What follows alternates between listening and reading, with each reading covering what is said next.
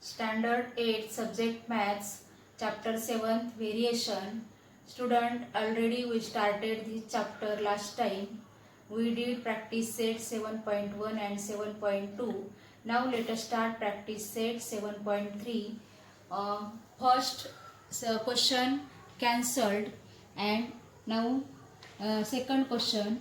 If 15 workers can build a all in 48 hours, how many workers will be required to do the same work in 30 hours? आता आपल्याला इथे जे 15 workers आहेत ते ऑलचं काम 48 आवर्समध्ये पूर्ण करतात आणि तेच सेम काम आपल्याला 38 आवर्समध्ये पूर्ण करायचं आहे. मग 38 आवर्समध्ये जर पूर्ण करायचं असेल तर आपल्याला इथे वर्कर जास्त लागतील. इथे 48 आवर्समध्ये काम पूर्ण करायला 15 वर्कर्स लागतात, पण जर आपल्याला कमी वेळात काम पूर्ण करायचं असेल तर आपल्याला जास्त वर्कर्स लागतील. म्हणजेच हे इन्व्हर्स व्हेरिएशनचं सम आहे. म्हणून आपण आन्सरमध्ये let the number of workers be n and the time to build a all in hours be t. Number of workers आपण n घेतले आणि time to build a all in hours be t घेतला, time t घेतला. The number of workers varies inversely as time t. हेच वाक्य आपण असं लिहिलं, n inversely varies as t. आणि मग इथे n घेतला, ह्या साईनच्या ह्या सिम्बॉलच्या ऐवजी आपण इज इक्वल टू k घेतला आणि हा upon t. k is a constant. आता आपण हे क्रॉस मल्टिप्लिकेशन केलं आणि म्हणून n into t is equal to k. when n is equal to 15 and t is equal to 48 hours. आणि मग ही जी व्हॅल्यू आहे n ची 15 आणि t ची 48 ह्या इक्वेशनमध्ये टाकली आपण आणि म्हणून 15 into 48 is equal to k. Therefore k is equal to, ह्याचं आपण मल्टिप्लिकेशन केलं, ह्याचं मल्टिप्लिकेशन आलं आपलं 720. म्हणजेच आपल्याला k ची व्हॅल्यू मिळाली. k is equal to 720 is the constant of variation. k is equal to 720 is the constant of variation. Therefore आता ही k ची व्हॅल्यू आपण ह्या इक्वेशनमध्ये टाकणार. Therefore nt is equal to 720 is the equation of variation. nt is equal to 720 is the equation of variation.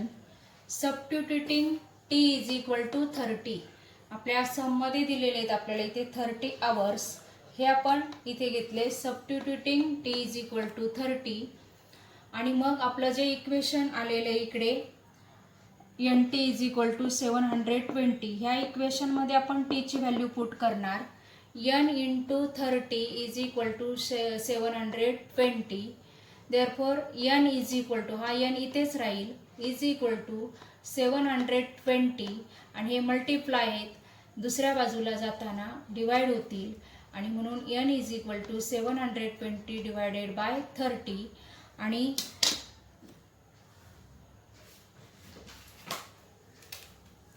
हा zero गेला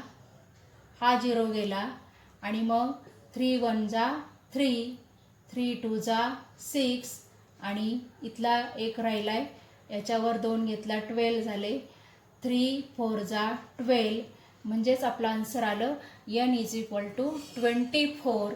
therefore 24 workers will be required.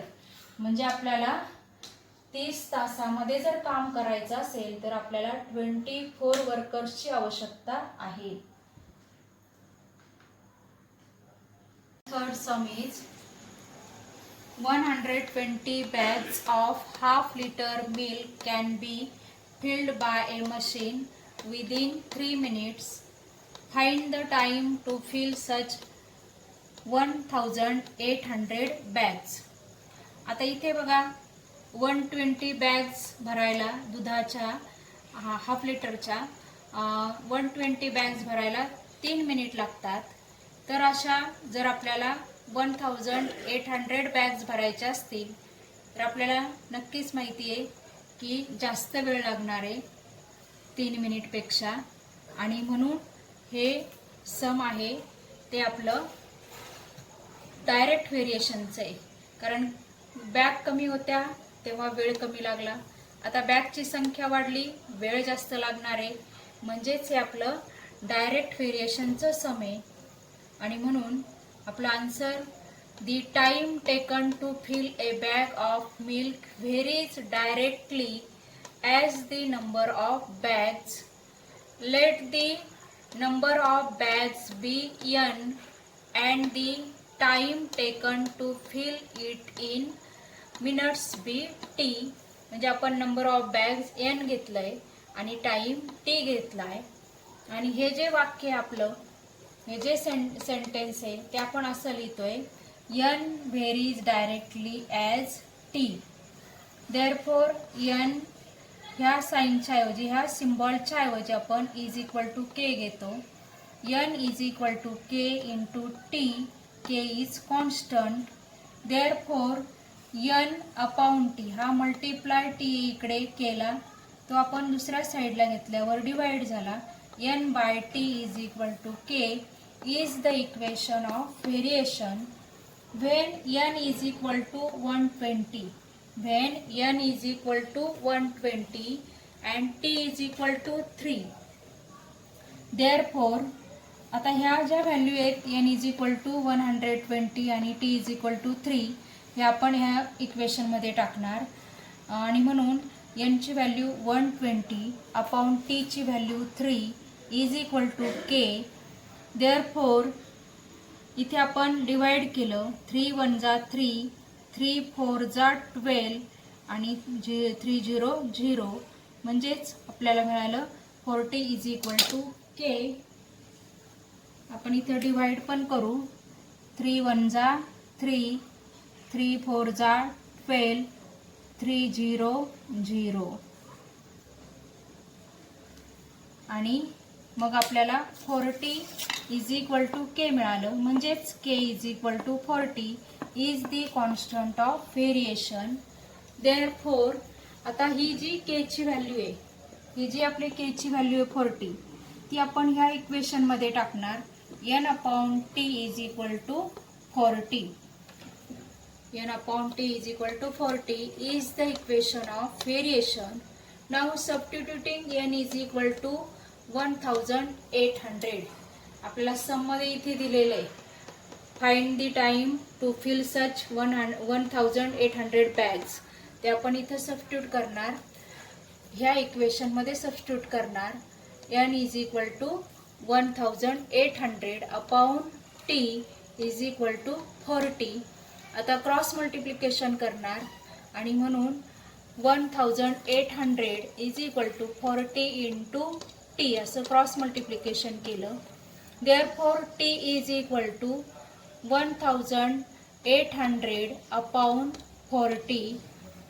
आणि मग आपण डिवाइड करतोय, हा 0 आणि हा 0 गेला, 4 1 जा 4, 4 4 जा 16, रिमेन्स 2. त्याच्यावर आपण 0 घेतला, 20 झाले, 4 5 जा 20. Therefore t is equal to 45. Therefore 45 minutes to fill 1800 bags.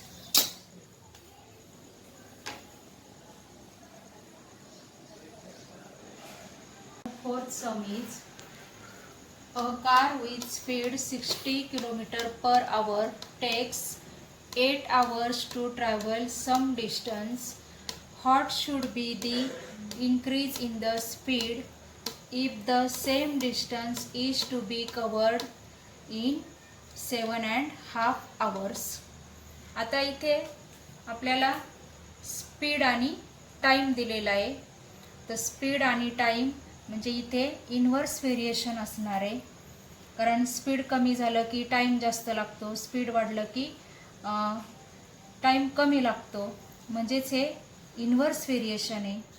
आणि म्हणून आपला answer let the speed of the car be s, let the speed of the car be s and the time taken to travel some distance be t. म्हणजे आपण इथं speed yes घेतलाय आणि time T घेतलाय. There is inverse variation in the speed and the time.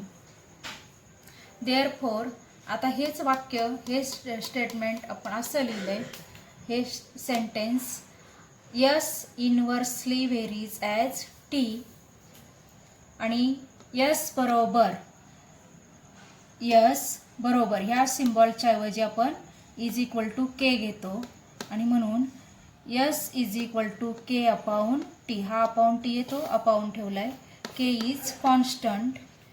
नंतर cross multiplication केलं, s into t is equal to k is the equation of variation.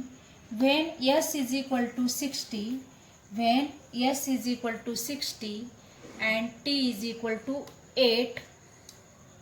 आता आपण हे एस इज इक्वल टू 60 आणि T is equal to 8 ह्या इक्वेशनमध्ये टाकले. 60 into 8 is equal to k, आणि मग मल्टिप्लिकेशन केलं, k is equal to 60 into 8 आलं आपलं 480.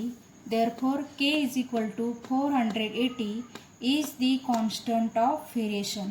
हा आपल्याला के मिळाला आणि के हा कॉन्स्टंट आहे. Therefore s t is equal to 480. आता आपण हे जे के इज इक्वल टू 480 मिळाले ते आपण ह्या इक्वेशनमध्ये टाकले. S t is equal to 480, s t is equal to 480 is the equation of variation. Substituting t is equal to 7.5. आपल्याला सममध्ये दिलेलं आहे 7.5 इथे, टी इज इक्वल टू 7.5 ते घेतले आपण इथे. Substituting t is equal to 7.5 is equal to 7.5. 7.5 means 7.5. Therefore आता हे टी इज इक्वल टू 7.5 आपण ह्या इक्वेशनमध्ये टाकले. S into 7.5 is equal to 480. S is equal to 480 upon, हे मल्टिप्लाय आहेत इथे, दुसऱ्या साईडला गेल्यावर ते डिवाइड झाले, अपॉन झाले. S is equal to 480 upon 7.5. आता आपल्याला इथे हा डेसिमल पॉईंट असताना डिव्हिजन करायला खूप अवघड जातं, म्हणून आपण काय केलं, हा डेसिमल आपल्याला काढायचा आहे आणि आफ्टर डेसिमल इथे 1 डिजिट आहे. आफ्टर डेसिमल 1 डिजिट आहे म्हणून आपण 10 ने मल्टिप्लाय केलं. S is equal to 480 into 10 upon 7.5 into 10. आता आपल्याला हा डेसिमल पॉईंट काढायचा म्हणून आपण डिनॉमिनेटरला 10 ने मल्टिप्लाय केलं आणि डिनॉमिनेटरला 10 ने मल्टिप्लाय केलं म्हणून आपल्याला न्यूमरेटरला सुद्धा 10 नेच मल्टिप्लाय करावं लागतं.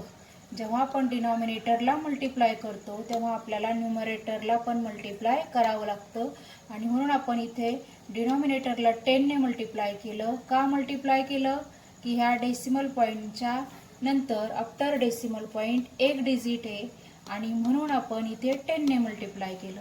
आफ्टर डेसिमल पॉईंट जर 2 डिजिट असते तर आपण 100 ने मल्टिप्लाय केलं असतं. Therefore s is equal to, आता आपण याचं मल्टिप्लिकेशन केलं, आपल्याला मिळालं 4800 आणि ह्याचं इथे मल्टिप्लिकेशन केलं, आपल्याला मिळालं 75.0 मिळालं. ते 0.0 आपण घेत नाही, इथे फक्त 75 घेतलं, म्हणजे 7.5 इंटू 10 केल्यावर आपल्याला मिळालं 75. आणि मग नंतर आपण याचं डिव्हिजन केलं. आता आपल्याला डायरेक्ट ह्याचा हे टेबल येत नाही 75चा, आणि म्हणून आपण काय केलं की 15 5 जा 75, 15 3 जा 45, 15 2 जा 30 आणि 15 0 0. 15 ने मल्टिप्लाय केलं. आता पुन्हा 15ने डिवाइड केलं आणि मग आता पुन्हा 5ने डिवाइड करणार. 5 1 जा 5, 5 6 जा 30 आणि 5 4 जा 20, म्हणजे आपल्याला 64 मिळाले. किती मिळाले? 64 मिळाले. Therefore, S is equal to 64. To cover the distance, speed of the car should be 64 km/h. हे आन्सर आलं. आणि नंतर आपल्याला आणखी एक आन्सर मिळालं. आन्सर विचारलंय, आणखी एक आन्सर काय विचारलंय की पहिला कारचा स्पीड 60 km/h होता आणि त्याच्यात किती इन्क्रीज झाला, स्पीड किती इन्क्रीज झाला ते विचारलंय.